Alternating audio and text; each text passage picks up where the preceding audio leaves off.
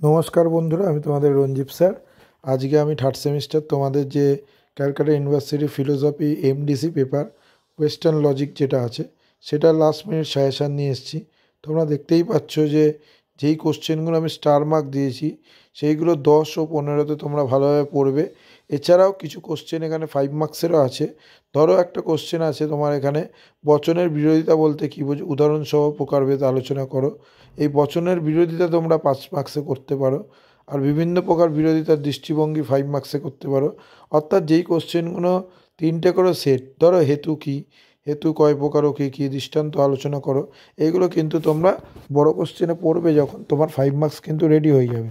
ঠিক আছে, অর্থাৎ বড় কোশ্চেন পড়লে তোমাদের 5 মার্কস কিন্তু অনেকটাই রেডি হয়ে যাবে, আলাদা করে খুব একটা পড়তে হবে না।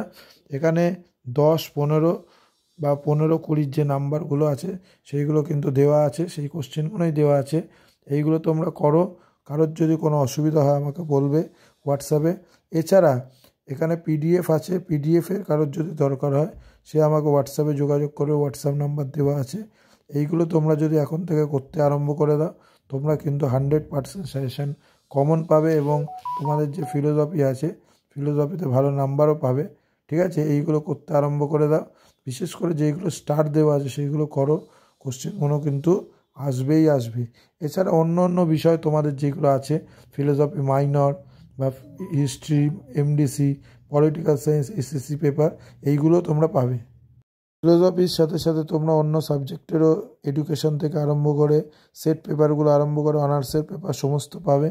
15 বছরের অভিজ্ঞতায় বলছি, তোমরা দেখেছো এর আগে যে কোশ্চেনগুলো আমি দিয়েছি সাজেশন পুরো মিলে গেছে। কারোর যদি কোনো অসুবিধা হয় আমাকে হোয়াটসঅ্যাপে করো, হোয়াটসঅ্যাপ নাম্বার দেওয়া আছে। ঠিক আছে।